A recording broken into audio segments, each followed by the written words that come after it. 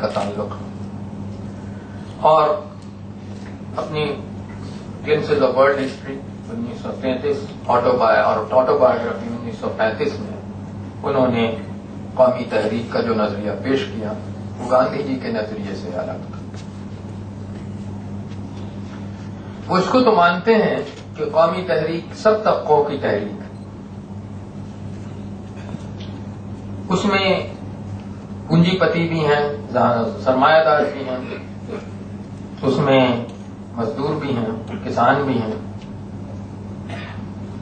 لیکن اسی کے ساتھ صرف ایک سرمایہ دار ملک کا تصور نہیں مانا جا سکتا. یہ بھی وہ کہتے تھے کہ ہم اس قومی تحریک کو سوشلسٹ تحریک نہیں کہہ سکتے، اس کا مقصد ہندوستان کو آزاد کرنا. لیکن اگر ہمیں ان طبقوں کو لانا ہے قومی تحریک میں جن کی وجہ سے اس کی کامیابی ہو سکتی ہے، تو اس لیے ہمیں کسانوں کو حق دینا چاہیے، ان کو زمینداروں سے زمین لے کر انہیں اس میں بانٹنا چاہیے، مزدوروں کو حق ملنا چاہیے. اور آپ لوگوں نے جو آٹوبایوگرافی دیکھی ہوگی اس میں کس طرح انہوں نے گاندھی جی کی نکتہ چینی کی ہے. گاندھی جی ڈکٹیٹوریل ہیں، گاندھی جی زمینداروں کے ساتھ چلے جاتے ہیں، گاندھی جی پرنسس کو بہت رعایتیں دیتے ہیں، کہتے ہیں کہ برٹش لا کی وجہ سے ہم پرنسس پر نہیں کچھ کر سکتے. اس کا مذاق اڑایا ہے انہوں نے. تو جو گاندھی جی کی کسٹوڈین کی تھیوری تھی وہ بالکل رد کرتے ہیں، اور اس طرح سے ایک قومی تحریک کا نظریہ پیش کرتے ہیں جو آج کل میں سمجھتا ہوں کہ تارا چند کی ہسٹری آف فریڈم موومنٹ میں بعد میں جس کا میں ذکر کروں گا وہ بالکل معلوم ہوتا ہے کہ ایک طرح سے ان کی عکاسی کر رہا ہے. آخر میں مارکسی نظریے کو کرنا چاہتا ہوں. بہت سے نظریے غدر پارٹی وغیرہ کے تھے، اس کو میں یہاں نہیں لانا چاہتا ہوں کیونکہ پھر تو کبھی بحث اتنی بڑھے گی کہ ختم نہیں ہو سکتی. مارکسی نظریے میں قومی تحریک ہندوستان کی، اور اس پہ لینن اور ایم این رائے میں بھی بحث ہوئی تھی. لینن کا خیال تھا کہ قومی تحریک ہندوستان کی ایک جینوئن مصنوعی تحریک نہیں ہے، اصلی تحریک ہے، عوامی تحریک ہے. اور اس بات کو آر پی دت نے انڈیا ٹوڈے جو 1940 اور پھر 1946 میں اس کے ایڈیشن نکلے اس بات کو واضح کیا. لیکن یہ ایک ایسی تحریک ہے جس کی رہنمائی وہ لیڈرشپ کر رہی ہے جو بورژوازی سے کنیکٹڈ ہے، سرمایہ داروں سے کنیکٹڈ ہے، سرمایہ داروں سے تعلق ہے. بورژوا لیڈرشپ اگر خود دھنی نہیں ہے جیسے گاندھی جی ہیں، لیکن وہ ان کے انٹرسٹ کو ریپرزینٹ کرتے ہیں.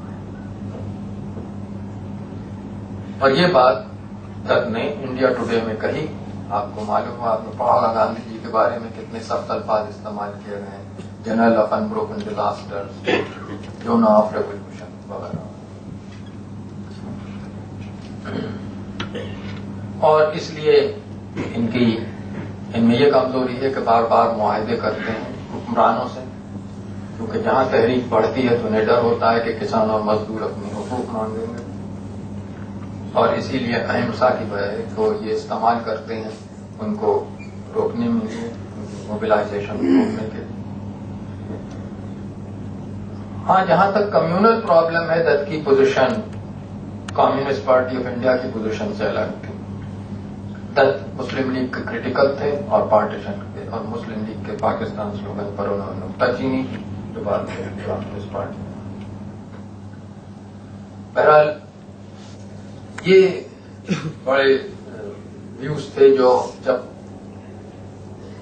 قومی تحریک تاریخ کا جز نہیں بنی تھی، یعنی 1947 جب اس کے بارے میں پیش کیا.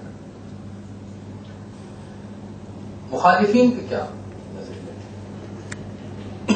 پہلے جب قومی تحریک شروع ہوئی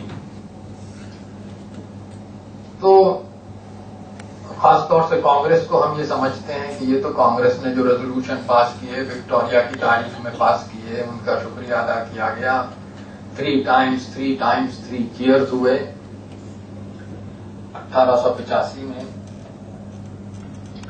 तो अंग्रेजों को कोई परेशानी नहीं होना चाहिए, लेकिन ब्रिटिश गवर्नमेंट के लिए कोई नई चीज थी। कोई हिंदुस्तानी खड़ा हो कि ये कहे कि आप गलत काम करो, आप इसकी सलाह, आपको उनको नसीहत दी जाए। और इसलिए पहला उनका रिएक्शन ये हुआ कि ये कुछ नहीं है, मिडिल क्लास के लोग हैं। और वो लोग तो कहते ही थे कि हम मिडिल क्लास के हैं, हमने तो इन्हें अंग्रेजी पढ़ाई है और हम ही को सिखाने पहुंचे हैं। हिंदुस्तान के लोग तो सरकार को माई बाप समझते हैं, इसलिए ये जो बात कह रहे हैं इसमें कोई सब्सटेंस नहीं है, इनकी कोई बात मानना नहीं चाहिए। तो इसलिए उन्होंने जो नजरिया पेश किया कौमी तहरीक का, वो ये था कि ये दरमियानी तबके का तहरीक है, मूवमेंट है, जो कि इसके लीडर भी कह रहे थे कांग्रेस के उसमें। 1887 में डफरिन ने एक नोट सर्कुलेट किया कि इन लोगों को कुछ मालूम ही नहीं है, इन्हें ये नहीं मालूम कि असली हिंदुस्तान का प्रॉब्लम लूट खसोट इंग्लैंड की नहीं है, बल्कि हिंदुस्तान की आबादी है। बच्चे पैदा करते जाते हैं, पॉपुलेशन बढ़ती जाती है। तो ये पुराना जो पॉपुलेशन वाली पॉलिसी थी कि हिंदुस्तान ओवर पॉपुलेटेड है, अंग्रेजों की इसमें कोई गलती नहीं है। ये डफरिन के नोट में 1887 में है। और ये पहले आयरलैंड के बारे में वो कह चुका था कि आयरलैंड का नेशनलिज्म गलत है, वहां जितनी तकलीफ है वो ये है कि आयरलैंड ओवर पॉपुलेटेड है। हालांकि आयरलैंड की 1844 के बाद आबादी कम होती जा रही थी, फिर भी वो उसे ओवर पॉपुलेटेड कह रहा था डफरिन, क्योंकि वहां का बहुत बड़ा लैंड ओनर जमींदार है। तो उसी के बाद कर्जन ने ये कहा कि इनका कोई नहीं है। एक लफ्ज अंग्रेजी राइटिंग्स में शुरू हो गया, माइक्रोस्कोपिक माइनॉरिटी, क्या कहेंगे, बहुत ही छोटी अकलियत, छोटी से छोटी अकलियत। ये सिर्फ है कौमी तहरीक, हिंदुस्तान के लोगों से उसका कोई ताल्लुक नहीं है, इसलिए इसे कोई नेशनल मूवमेंट कहने का हक नहीं है। और साइमन कमीशन ने जो 1930 में रिपोर्ट दी अपनी, उसमें खासतौर से इसकी एहतियात बरती कि जब नेशनल मूवमेंट का जिक्र किया तो वो सिंगल इन्वर्टेड कॉमास में किया कि नेशनल कोई चीज नहीं है, नेशनल नहीं है कहते हैं अपने आप को, लेकिन ये तो एक महज छोटी सी अकलियत है जो अंग्रेजी पढ़ गए हैं तो हमारी मुखालिफत कर। लेकिन ये बात सिविल नाफरमानी, सिविल डिसोबीडियंस मूवमेंट ने तो बिल्कुल गलत साबित कर दी कि कौमी तहरीक नहीं है। और इसलिए एक नया रवैया शुरू हुआ अंग्रेजों में, जो भी चल रहा है अंग्रेजी साइड से, कि कौमी तहरीक तो एक तख्लीक है, क्रिएशन है ब्रिटिश गवर्नमेंट का। अंग्रेज यहां अंग्रेजी की तालीम लाए, जब अंग्रेजी जबान आई यहां तो यूरोप का तर्ज तखय्युल आया नेशन और आजादी के और कॉन्स्टिट्यूशन के नजरिए आए। इसलिए जो तहरीक है वो एक तरह से अंग्रेजों की ही देन है। और लॉर्ड इरविन, जो एक तरफ तो एक किसी ज्योतिषी ने कह दिया था कि गांधी जी मरने वाले हैं, तो उसने फौरन इंग्लैंड लिखा के साथ एक ज्योतिषी ने कहा है गांधी जी मर रहे हैं, तो गोया वो वाकई मर जाएंगे तो बड़ा अच्छा होगा। वो अब ये कहता है कि नहीं साहब, हम लोग बड़ी इज्जत करते हैं और हम गांधी जी की तो इज्जत करते हैं, because we have respect for both him and the India he loves.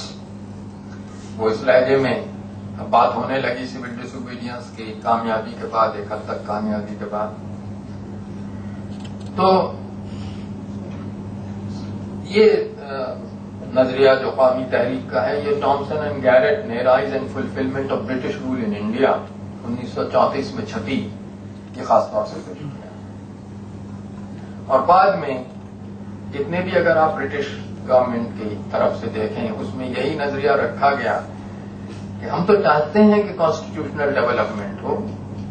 1935 کا ایکٹ ہم نے اسی لیے دیا کہ زیادہ الیکٹڈ بڑھے, پروونشل اٹانومی, صوبوں میں ہم نے یہ عظیم آزادی دے دی, اٹانومی دے دی, خود مختاری دے دی. تو اسی لیے دیا کہ ہم کوئی قومی تحریک کے جو مقاصد ہیں ان کے خلاف نہیں ہیں. لیکن ہندو اور مسلمانوں میں کیونکہ بھید بھاؤ ہے, اس لیے ہم کیا کر سکتے. کبھی کبھی اس میں یہ بھی کہتے تھے کہ قومی تحریک اصل میں ہے تو عوامی تحریک, لیکن یہ اپر کاسٹ کی ہے, اوپر کی جاتیوں کی ہے اور ہندوؤں کی ہے, اس میں مسلمان کوئی خاص شامل نہیں. یہ بھی بات اس میں کر دیتے تھے. ایروین نے بھی اس چیز کو بار بار کہا, کبھی کبھی ہندو کانگریس کا لفظ استعمال کیا ایروین نے, اور سائمن کمیشن میں جیسا میں نے عرض کیا کہ یہ بات خاص طور سے پیش. تو اب یہ دیکھنا چاہیے کہ جو فرقہ وارانہ انٹرپریٹیشنز ہیں جس کا انگریزی سامراج نے فائدہ اٹھایا وہ کیا تھا. بہت شروع سے ایک ہندو انٹرپریٹیشن, ہندو نظریہ پیش کیا گیا قوم میں.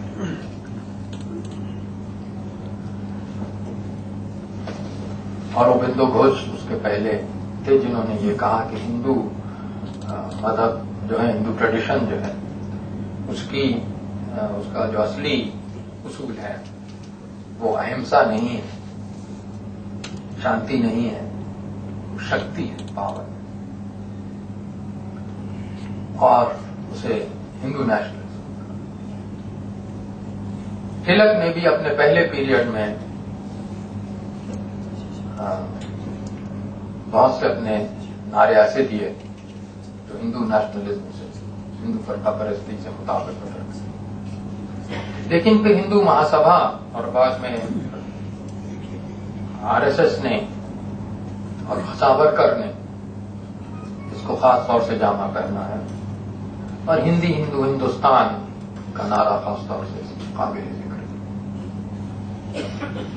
ہندوستان نہیں بلکہ ہندوستان ایک نیا سنسکرت لفظ استعمال کیا گیا, استھان ہو گیا, کیونکہ استان تو فارسی ہے, اس لیے ہندوستان نہیں بلکہ ہندوستان, ہندوستان کا نعرہ دیا.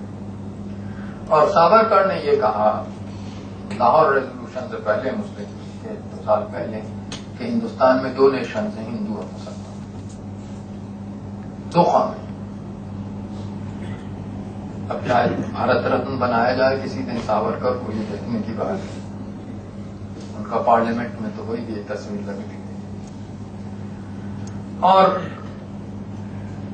قومی تحریک کو کہا گیا کہ یہ ایک بہت بڑا دھوکہ ہے جو ہندوؤں کو دیا جا رہا ہے. قومی تحریک ہندوؤں کو استعمال کیا جا رہا ہے مسلمانوں کو رعایتیں دینے کے. یہ خاص طور سے گاندھی جی اور جواہر لال نہرو وغیرہ پر ان کی ہاں, امبیڈکر کی رائٹنگز میں تو یہ ملتا ہی ہے یہ نظریہ. لیکن سب سے بڑے جو مورخ, بہت بڑے مورخ ہیں ہندوستان کے, آرشد رمیش چند مجومدار, ان کی 1950s کی رائٹنگز میں خاص طور سے جو ودیا بھون سیریز ہے انسٹیٹیوٹ کی آخری والیوم میں, یہ نظریہ پوری طرح سے نیشنل موومنٹ کا پیش کیا گیا. جہاں تک مسلم فرقہ پرستی کا تعلق ہے تو اس کے لیے تو ایک جو کبھی پاکستان سے آیا ہے, ڈان میں ایک صاحب نے یہ لکھا کہ پاکستان کا ایک بڑا سائیکولوجیکل پرابلم ہے. وہ یہ ہے کہ دوسری قوموں کا تو کی جو قومی تحریک ہوتی ہے وہ یہ ہوتی ہے کہ ہم محکوم تھے, حاکم قوم کی ہم مخالفت کرتے, ہم نے اس سے آزادی حاصل. پاکستان کی قومی تحریک بالکل اس سے الگ ہے. ہمیں حاکموں سے کوئی جھگڑا نہیں تھا, ہم حاکموں سے کوئی نہیں, مجھ بڑے ایک شریف آدمی تھے, ہمیں تو دوسرے محکوموں سے جھگڑا تھا. ہماری تحریک تو محکوموں کے خلاف تھی, حاکموں کے خلاف نہیں تھی. جو پاکستان میں لکھا گیا ہے اور آپ لوگوں کو تعجب ہوگا شاید کہ جرنل آف، کبھی کبھی ہمارا خیال آتا ہے کہ وہ بڑی ڈکٹیٹرشپ ہے، journal of Pakistan historical society نے یہ چھاپا مضمون ڈان سے لے کر، اور کسی نے اس میں نکتہ چینی اس کی نہیں کی، بلکہ اس کے بعد ایک اور مضمون چھپا کے ساتھ ہمارا سائیکولوجیکل پرابلم ایک اور ہے، ایک بیوی نے لکھا جو بھی اس میں جرنل میں چھپا، میں نے پڑھا کہ ہم ہیں تو ہندوستانی کلچر کے، ہم سے کہا جاتا ہے ہو تمہارا، ہم خدا حافظ نہیں اللہ حافظ کہیں، ہم فلاں کریں، ہمارا بنے، تو ہمارا یہ بھی تو ایک سائیکولوجیکل پرابلم ہے کہ ہماری پوری تاریخ جو ہندوستان کی ہے، تو مسلم فرقہ پرستی کی جو تھی فریڈم اسٹرگل، جیسے اشتیاق حسین قریشی صاحب نے چھاپا پاکستان سے، history of freedom movement of Muslims in Indo Pakistan subcontinent, اس میں جتنا فریڈم موومنٹ ہے وہ زیادہ تر ہندوؤں کے خلاف، تو مطلب کسی طرح شیخ احمد سرندی اور شاہ ولی اللہ اینٹی برٹش تو تھے ہی نہیں، اس وقت تھے ہی نہیں انگریز، ان سے ان کا فریڈم موومنٹ شروع ہوتا، اس میں شیعوں کی